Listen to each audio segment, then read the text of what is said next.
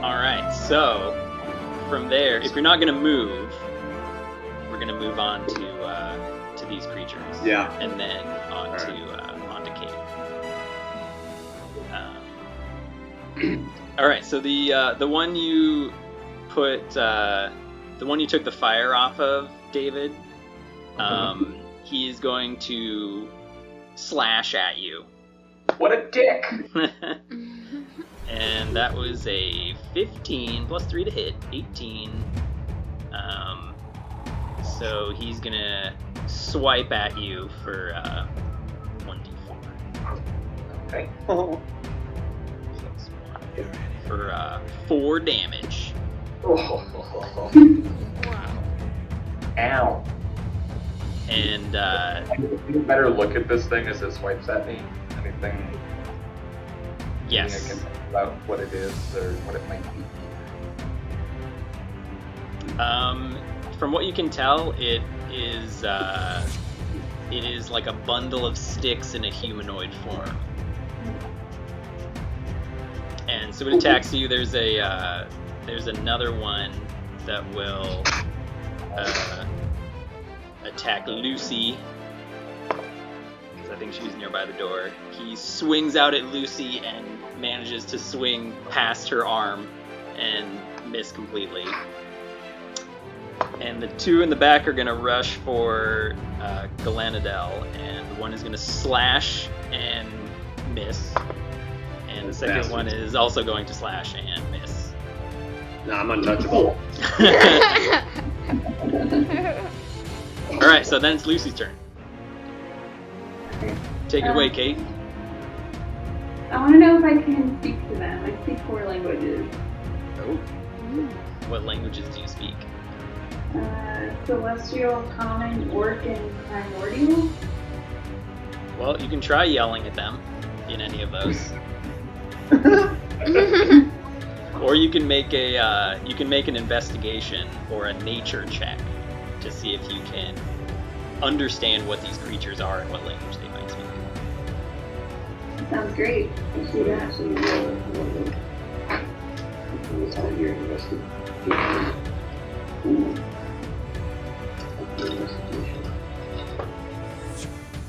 23. For investigation. Oh, damn. Okay, you're doing an investigation. So, you have seen these creatures before. These, you have known, they look very similar to what are called vine blights, which are creatures that tend to be, like, in the case of a haunted forest, that's where you typically find these creatures.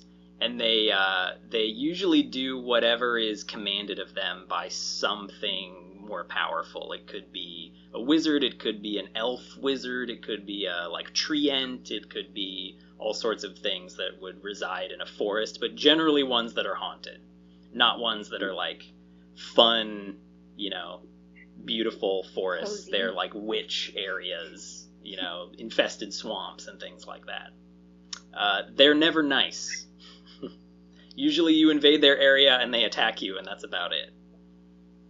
And they would probably speak some form of maybe common or fey or something, a language like that you would find in a forest spoken by the forest creatures, which would not be one of the languages that you speak, except for common.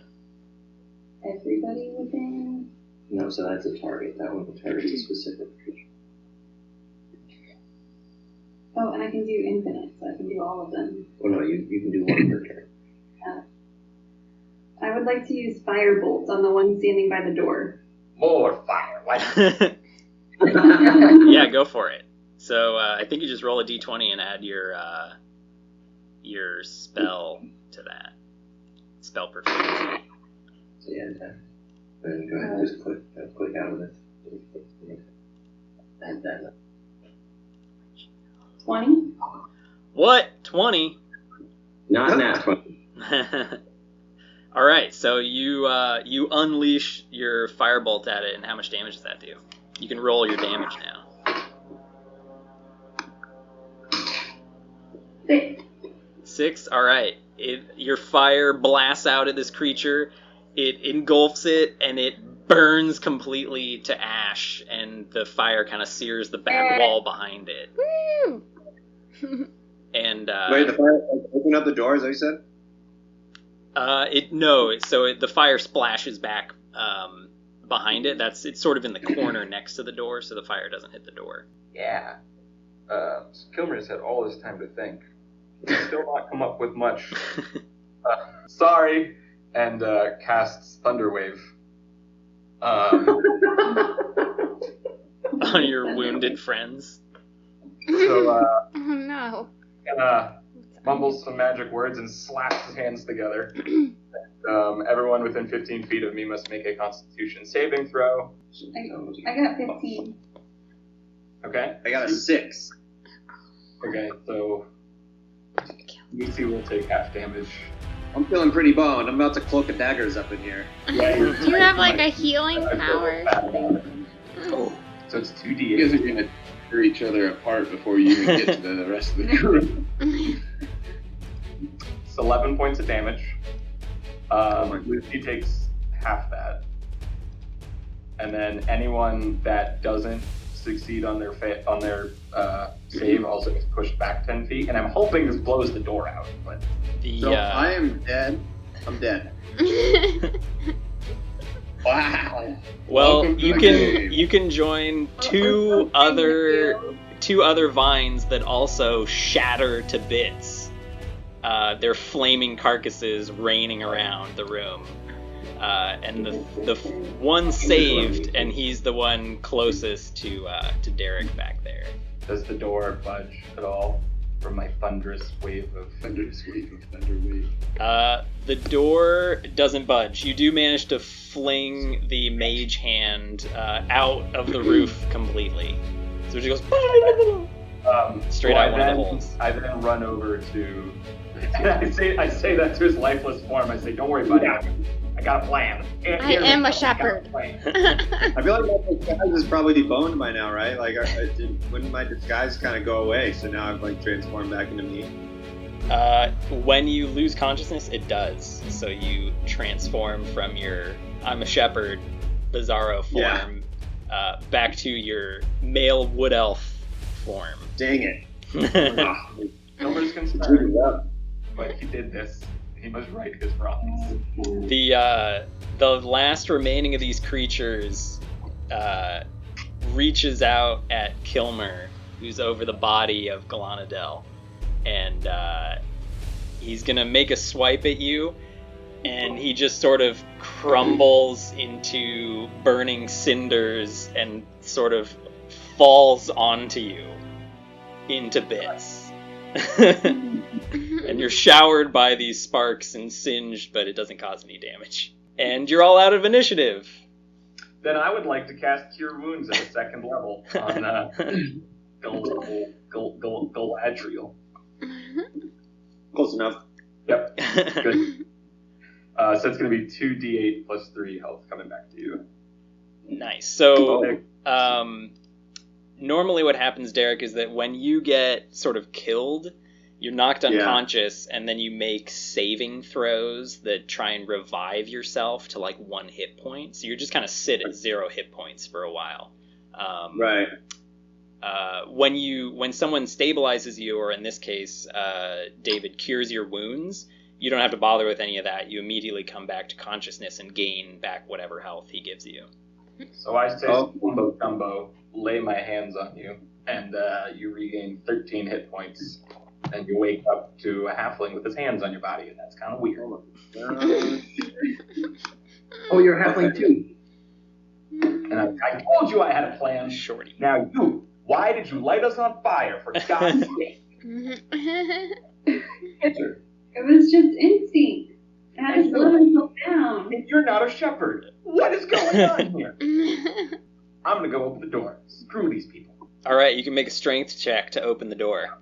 God damn it. This door. I wonder how that's gonna work. I got a nat 20. Even reach the. So you finally managed to pop the brace off of this thing, and you can open the door. I kick it open. You kick open the door. All we have to do is open. It swings back on its hinges and smacks you in the face. So let's do a George Lucas scene change back to Or swing open across the camera. back to everyone else who is brought the fork back to the cabanas. And what you hear is this trumpet sound from off in the distance. There's a number of sort of people that are, you can see through the darkness, through the glow from these different fungi on the trees that are sliding down these zip lines off into a new area of Cozywood that you haven't really been to before. And there's clearly some sort of flickering firelight coming from the far side of the lake, away from the sides where you guys are. At the sound of the horn, Well, team, what? to get up. Oh, yeah, Maurice gets up now. He's awoken by the trumpet call. Well, team, should we stay here and question old Willie? Or should we go investigate where everybody's running off to? This guy is pretty slick. I feel like we should take our Well, maybe we need to... opportunity here and Yeah, that's what I think, too. I think we should question him here and then get then after. we'll- What do you yeah. think, Maurice? Yeah, okay. Okay. The causes of war often lay in the heads of those who wage it. You should investigate to see. Yeah. I can't Guy. tell if his score is Guy. low or my wisdom score is low. That's the whole game.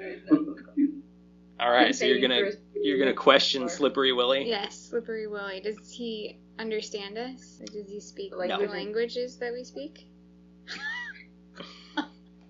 Oh, He's an well, orc. this should be Probably challenging. orcish.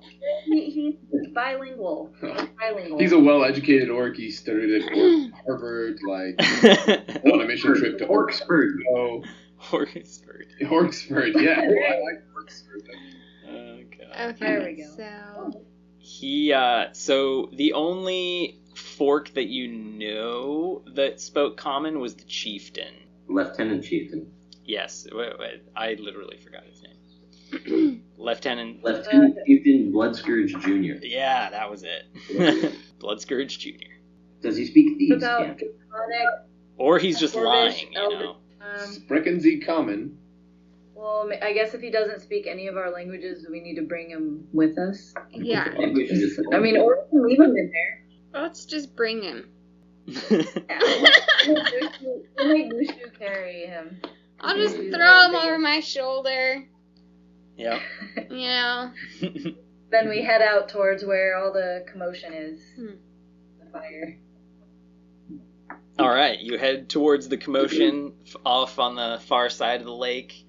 As you make your way there, I mean, it's sort of simultaneously the three of you that are inside and kind of moving out from this shack, you see the same thing that the rest of you do as you approach, which is basically that there's several small shacks that are kind of different than the rest of the nice, beautiful buildings in the Cozywood Forest area.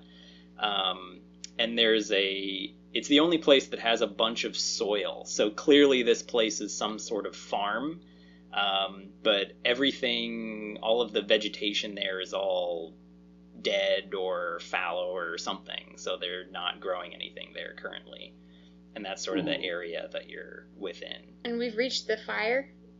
You're pretty far away from it, but you can tell heading into that area, like the fire is bigger and it's bright and you can see everything in that area. But you, in terms of physical distance from that shack that's on fire, you're sort of like 200 feet or more. As we get Actually, closer, kind of I'm like a going to, football field away, so it's 100 crouch yards. down and try to sneak along the edge of the shadow to get closer and see what's going on. Mm-hmm. Yeah, you can definitely sneak. Meanwhile, what are you guys up to? I'm marching out. I don't care about these two. I'm done. I am walking out. Yeah, I immediately change my disguise into as tall as I can get and as big as I can get, and I try to intimidate him from walking away. Hey, where do you think you're going? The door is open. Yeah. Oh, wow. Yeah, and I I try to get them both to just stick around because I got to know what's going on. I'm a little confused about why I'm being, It's a burning building.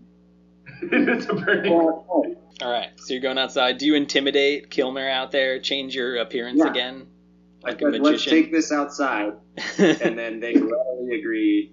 And so what do you change your appearance to? Are you staying the look that you have and just making yourself a foot taller? No, I want to look sort of trollish. Like, I want to look very scary and ugly. Okay. So it's hairy nostrils, just massive. I want my forehead to be much larger, sort of horned almost, but not quite. So you can make an intimidation check against Kilmer, and you can roll a d20 and add your intimidation.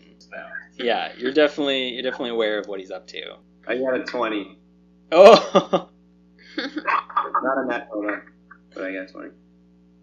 So all right. Is that proposed by charisma, or I don't know if this counts. I also have advantage against being frightened, just not technically. Oh, that was kind of the plan.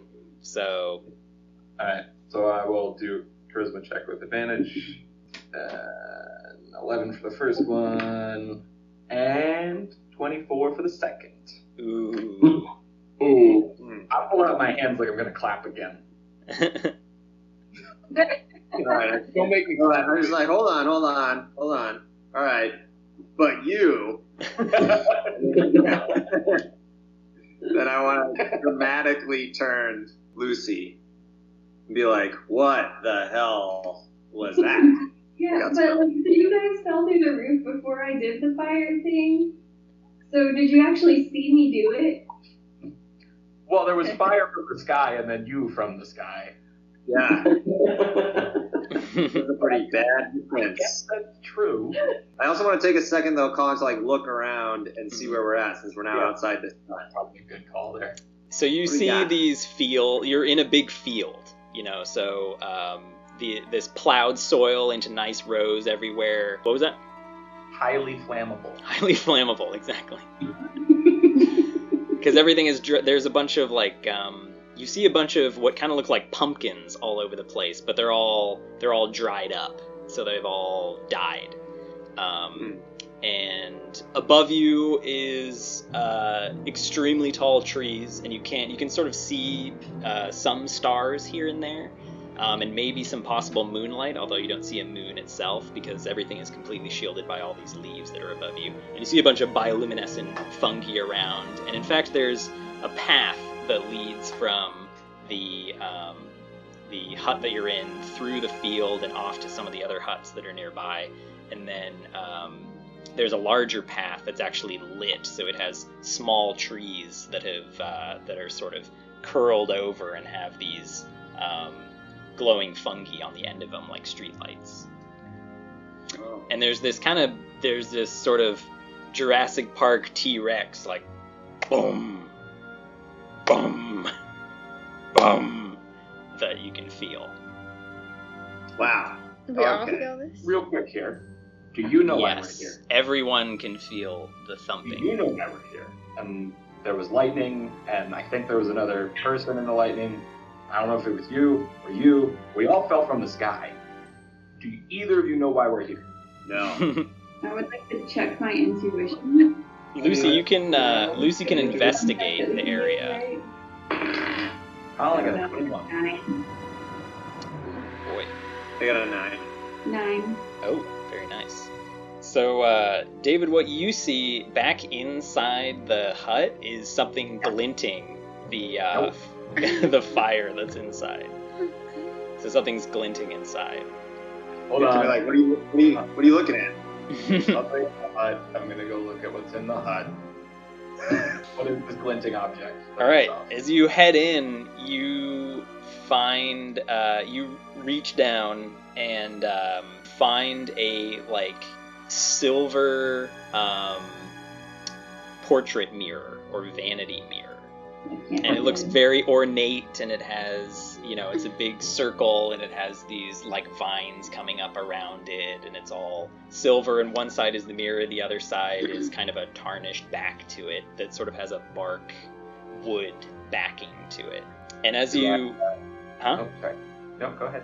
As you look around you with this thing, you see that your face is reflected in it and all the fires that are around you. But you also see some robed figure that's kind of glowing in sort of a purpley color. But only when you look in a certain direction through the mirror. Yeah, so if you turn around and look, there's nothing there. But if you look through the mirror, there seems to be a ghost that's there. Hey, fire lady and not a shepherd. Check this out. So we take a look at the mirror, and yeah, I'm like, oh, like yeah, it's definitely there, and definitely creepy. Cool. But maybe we should. I don't know if we should keep that thing or not. So as you watch, if you're holding the mirror up and this ghostly figure is there, you can see it moving closer, and it reaches its hand out through the mirror that you're looking into. And this purpley, shadowy fingers, when they reach out through the mirror, there's a parchment that is in its hand, and it pushes through to in front of you and then lets go, and the parchment sort of flutters down to the ground, and the hand goes back through the mirror. Okay, so we're gonna pick up the parchment and read it. Okay. Can we invest it? Yeah, you can pick it up. That's fine. You explode for 30 damage. No. That's all I have to do. Yeah. So if you pick up the scroll and unravel it and open it, there are runes that are written on the surface of it. Explosive runes? You can you can investigate it with investigation or arcana and see if you can decipher them. But you know that they... Ooh, actually. What languages do you guys speak? I know Common, Dwarfish, and Halfling. It's none of those. 7. As you investigate this writing that you can't understand and don't... You are an Azamir or an Asmir, which is a celestial lineage being. And so what you... ASMR. And so when you look at this writing, you do know one thing, which is that it looks about as opposite as you can get from celestial writing. And so whereas celestial is maybe very curly Q and little hearts on the eyes and, little sun rays and things, this is the exact opposite. So think like it was made with a pickaxe carving into the scroll. There's no good or bad here. I was promised good news. Well, the good news is that's your good news.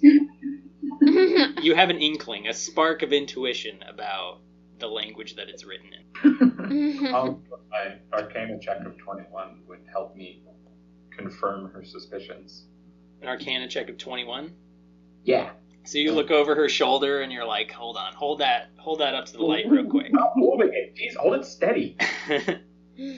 You notice kind of a similar thing where it's writing that looks demonic in nature. Wait, you said what in nature? Draconic? Demonic. Demonic. Oh. I was like, I speak that technically. This booming gets closer and closer. You can all actually see that approaching this area from kind of a different angle is some sort of huge tree-like creature that is stomping its way towards the burning structure. Yeah, you've been looking at writing while this massive thing is heading your way. Oh yeah, shit. So this... Are we in immediate danger, or does it seem to be like walking past us? Um, Mushu and unclear. Maurice. It's clearly ahead of you and closer to the structure, approaching from another angle. The three of you outside the burning structure, you don't have to roll anything to know that this big giant thing is coming directly for you. It sort of appears out of the shadow, heading closer, and those of you that have dark vision see it a little bit or sooner and in more clarity than those that don't. And it stomps towards you, putting these huge, smashing these gourds that are in the soil. And then there's some yelling coming from the top of this moving tree, it seems like. Near you, it's sort of like 100 feet away, probably 150 feet. When it sort of stops, it's stomping towards you. Good, because I was about to run. You can see now in the firelight that it is a massive tree-looking creature. It literally looks like a huge tree itself with two giant stumps as legs that it's walking on. And it extends its arm out really far at a deep angle, and this creature runs down from the arm and yells something again that you still can't hear.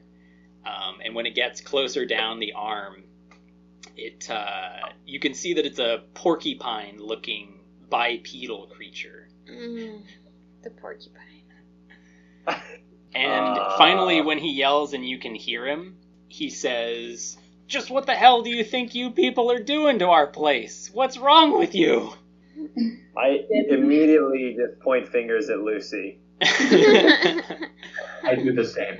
He looks like back and forth between the three of you, and you can see that he has he's clearly a porcupine, and he has like a crown on his head and this like very tasteful velvet purpley vest with a bunch of, embroidery on it and stuff.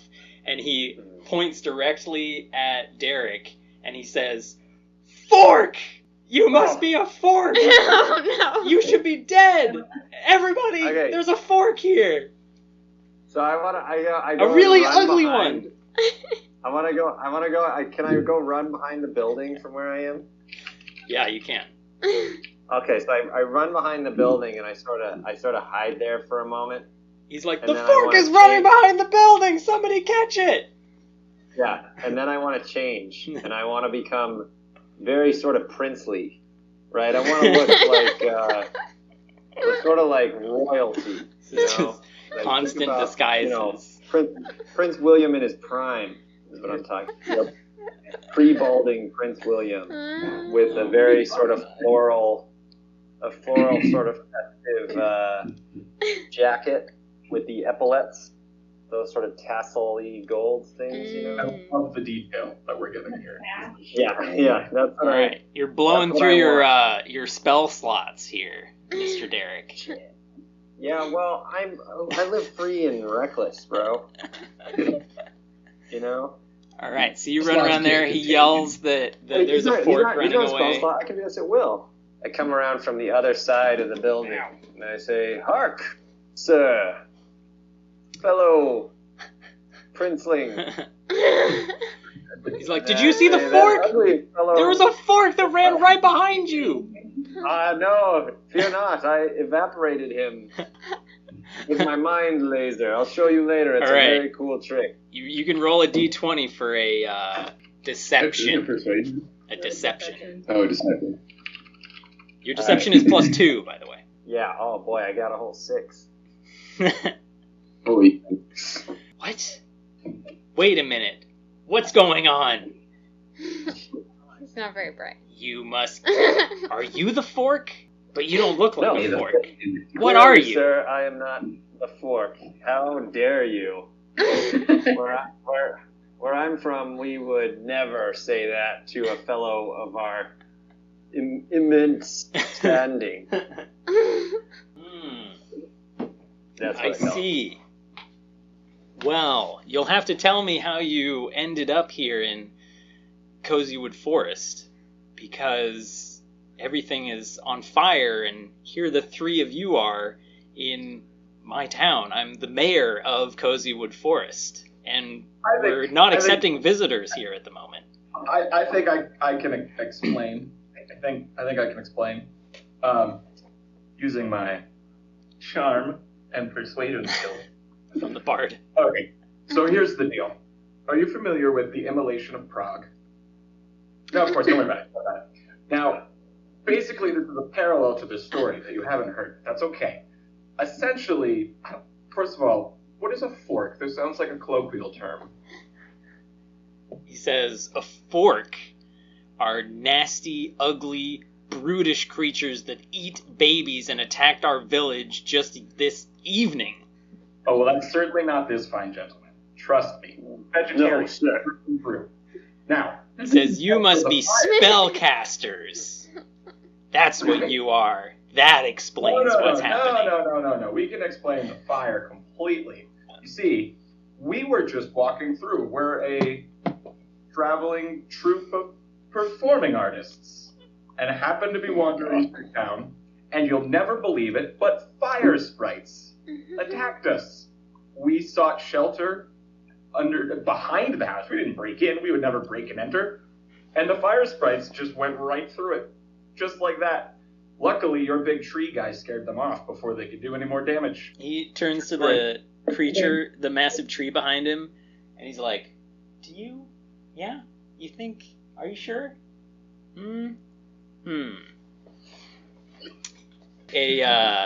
A deception check as well. Oh, you bet your butt I can. Only an 11.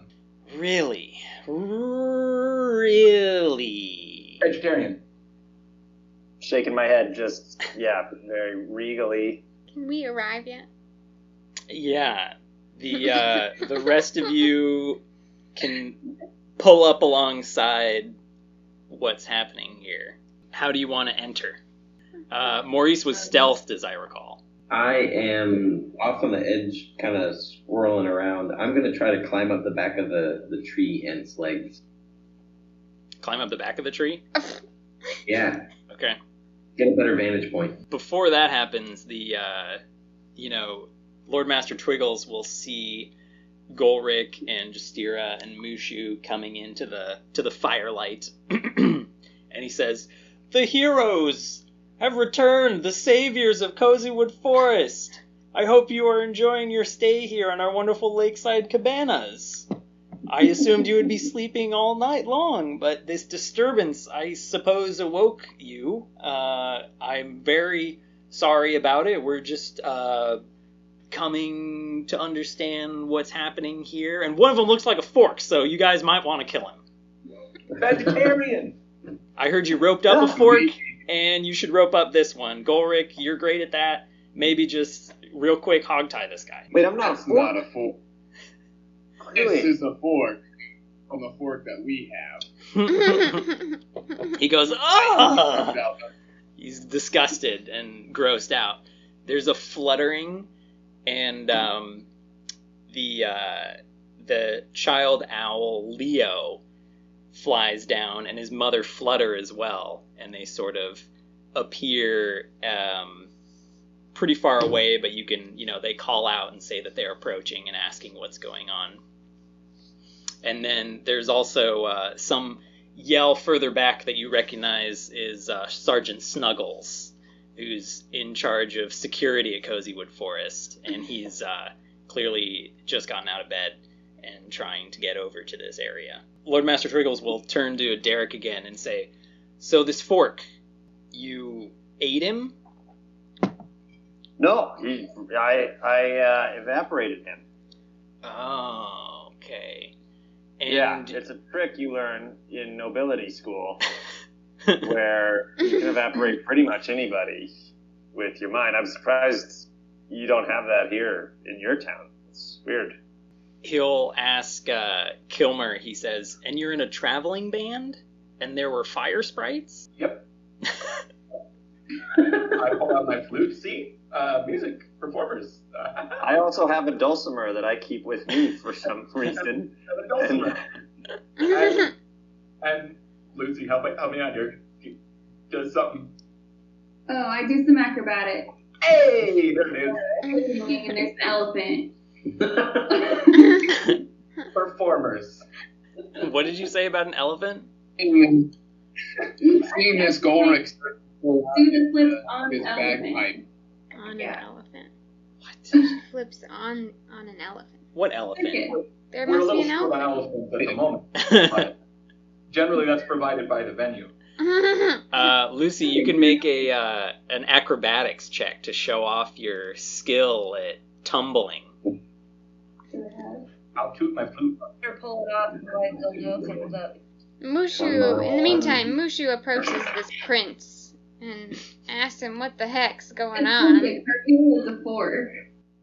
Your acrobatics is a 4? Wonderful. So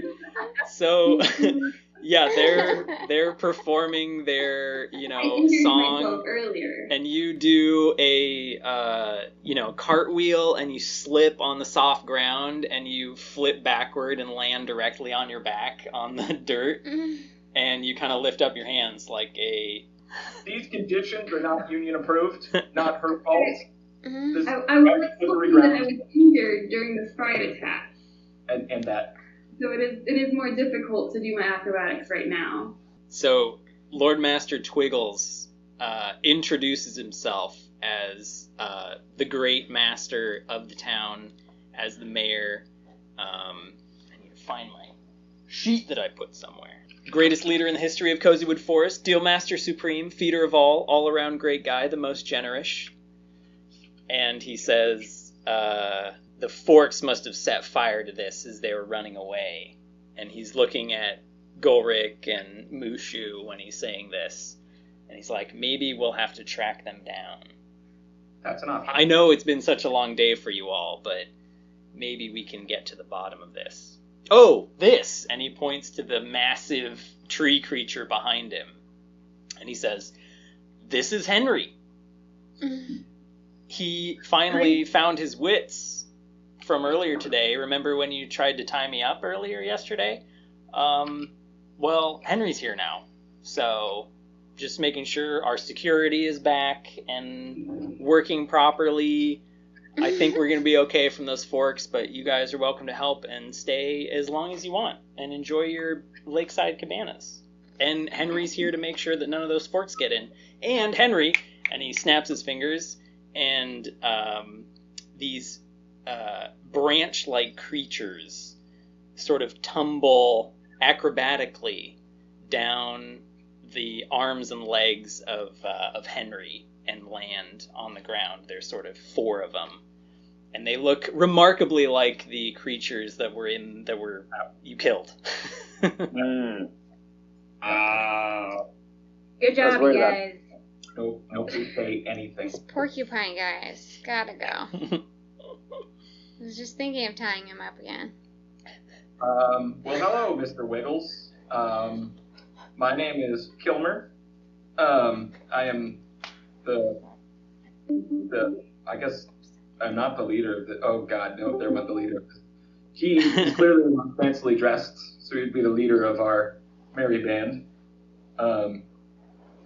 Yeah, that's it, I'm Kilmer, hi. What's that mirror that you have? He says, looking at the mirror. Oh, well, we have to prepare for our performances, obviously. Gotta keep looking our past. Alright.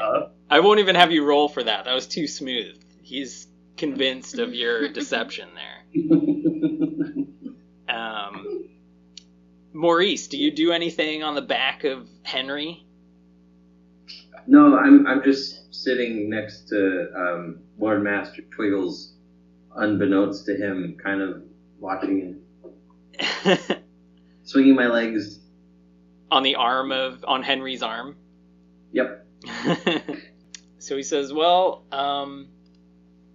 I suppose there's enough cabanas for everyone, and you can join the rest of the outsiders. It's a popular day today, even though we're closed, but it's only the finest hospitality in Cozywood Forest here. Hey, Lord Master Twiggles, why have you been kidnapping children? What? He says, shocked. That's it? He no reaction to my presence next to him all of a sudden? He's pretty clearly surprised and shocked at your presence. So yeah, what does Lord Master Twiggles say in response to kidnapping fork children? He says, I don't know. Children. What children? Whose children? Alright, I'm sorry, I thought you told us that the forks eat the children. I think they do. They're children eaters. They're baby eaters. They're the worst. I didn't know this. Hey, Henry, where do you keep the fork children? Henry makes a rustling of leaves in the wind sound. Can you point for me? No reaction from Henry. Oh, disappointed, I start carving my initials in Henry's arms. Oh my god. Surprisingly, that doesn't elicit any reactions. Lord Master Twiggles gives you a very parental, disapproving look at carving into Henry. But other than that, no change. Okay. I think I realize that we're not going to really get any straightforward answers from Lord Master Twiggles. So I say, okay, well, I think we have everything under control here, unless anyone has any more questions. I look at the group and I say, strangers who fight together are really fighting apart. I think introductions are in order. You could have said something so much wiser than that, buddy. Hi, I'm Kilmer. You're not really that fun. You look at the character sheet, so... Trying to go Lord Master Twiggles away. So close to something meaningful. Yeah. I want Lord Master Twiggles to hear about us being brought into a strange planet. You should whisper that to someone.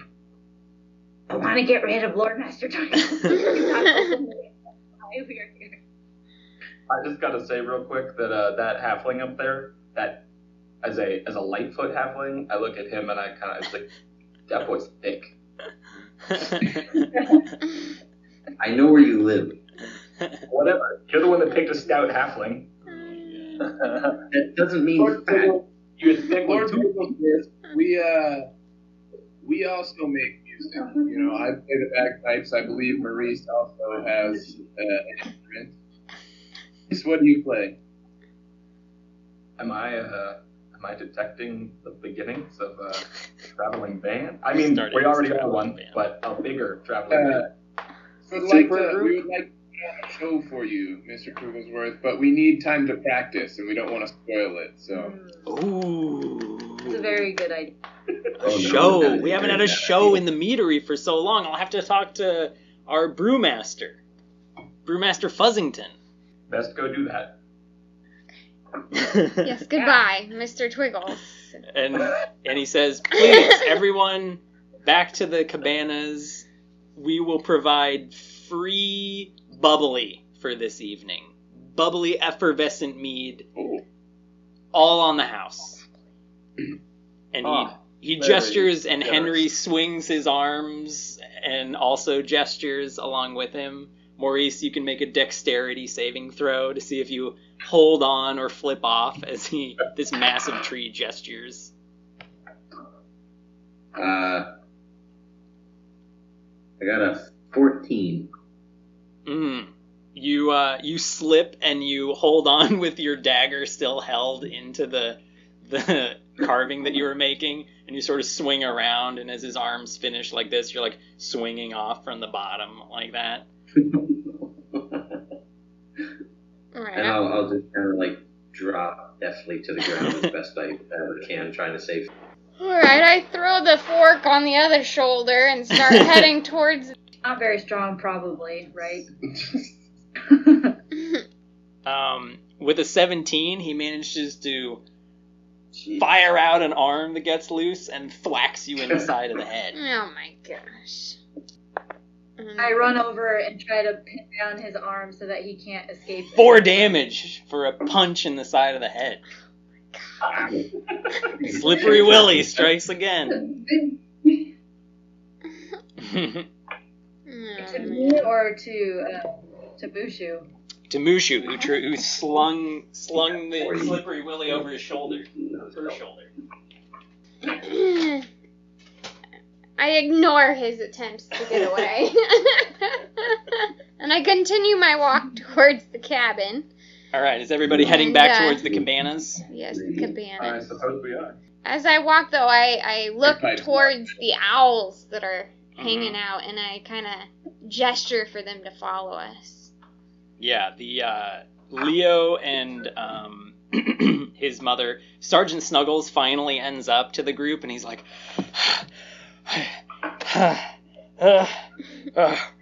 I'm here. I'm so sorry, Lord Master. It was, it's been a very long day, and and everybody's kind of walking past him, just ignoring him completely. He's like a bulldog wearing full plate armor. Clearly, he put it on and didn't get it all on when he was on his way over, and he was running with it, you know. And he has a sword, and it's like half in the scabbard, and he's sort of like trying to figure out if he wants to put it down in or pull it out or not. So all of you make your way back towards the lake, and he kind of gives himself a minute, and